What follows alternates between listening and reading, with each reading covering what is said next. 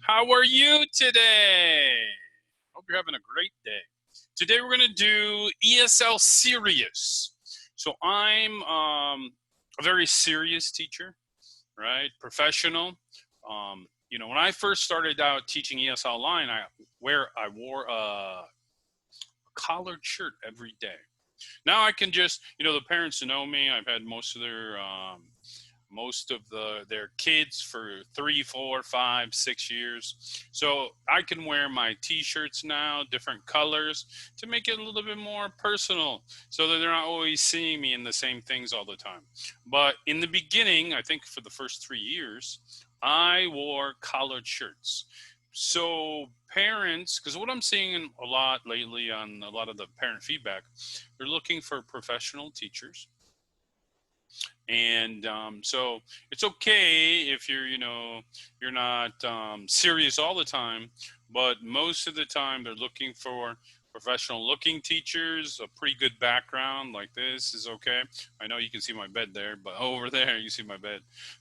But they don't want teachers teaching outside. They don't want teachers teaching at the mall, where there's a lot of noise and everything else. They're looking for a quiet environment, as quiet as you can. It's hard for me to get my environment very quiet because across the street, diagonal, there's one of my neighbors sells dogs. So he breeds dogs, so it gets loud sometimes because he breeds a small dog, so it's very high pitched sound. And over across the street, there's a chicken farm, so a lot of a lot of that. And I also have a Rottweiler. So, I try to keep the environment as keep the noise down as much as possible, but I'm not in 100% control of that, right? So just do what you can to keep the noise down for your classes, right? I'm not perfect. I'm not the perfect teacher. So, I just do what I can for each class, right? You just do what you can. And I think that's important to the parents, being professional, and making sure that their kids are improving. And I think that's really, really important. The next thing about ESL Serious is I didn't do this for years. Speak slowly. So I would say in the recent 8 months, a lot of times when I'm asking them to do repeat sentences or sight words or word families, I slow down. If we're talking, it's more conversation piece, lesson part of it. I have my normal voice, but I slow everything down. So especially for vocabulary and everything, so they can repeat it and get the proper pronunciation. In the past, I had parents complain that I speak too fast, but I haven't had that issue in over 2 years because I think on the main pieces, I kind of slow it down a little bit. So the students can understand me better, the parents can, and plus they're repeating everything correctly. And that is super, super important for vocabulary, sight words, everything else. Now, if they're struggling with reading, then I will slow it down a little bit to help them because I want to make sure they get correct pronunciation. So I think that's, pretty important. Also, complete sentences. My students must speak in complete sentences 100% of the time. So it doesn't matter if they're 5 years old, and it doesn't matter if they're 15 years old.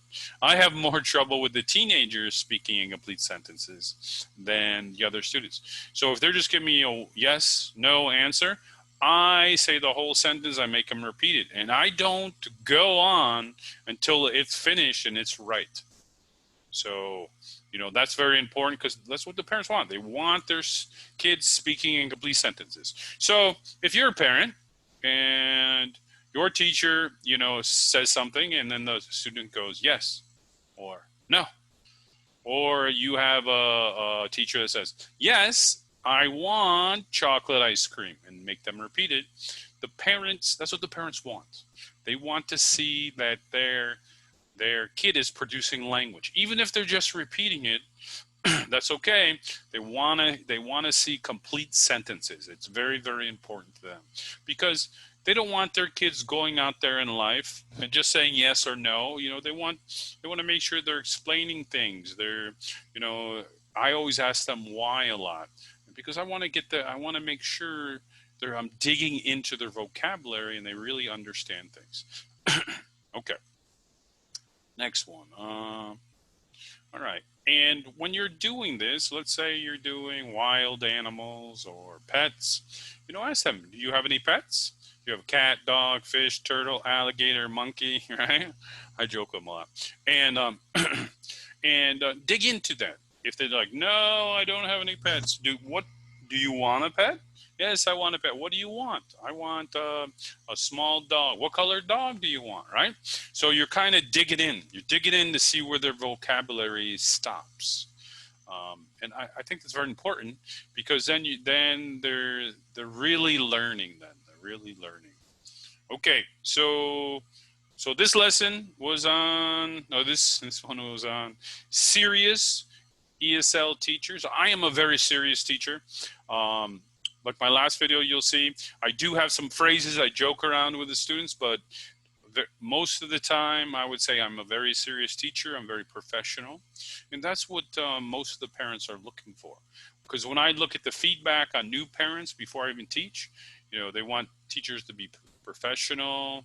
They want they want their son or daughter learning and improving. And that's what I try to do as a teacher, to get their student learning and improving as much as I can, right? And if they're stubborn, I have a couple of very, very stubborn kids.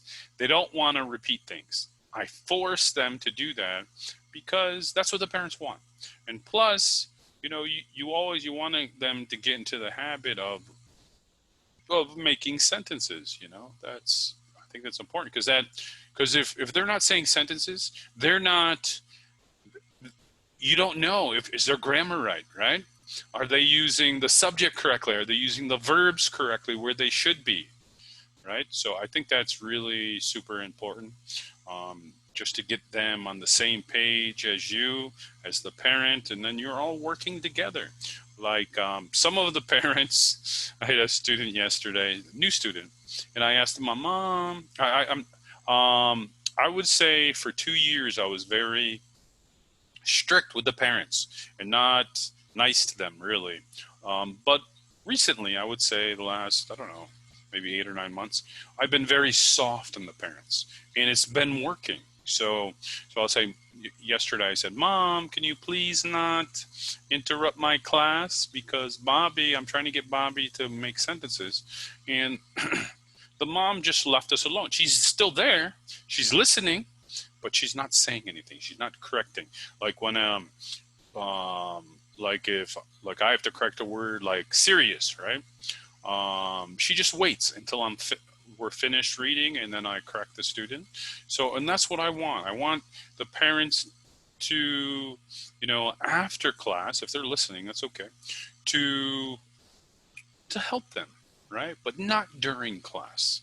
That's where you have the teacher time and the student time together. All right, I hope this helps. ESL Serious, are you a serious teacher, fun teacher, a combination of the two? For me, it's a kind of like a balancing act, right?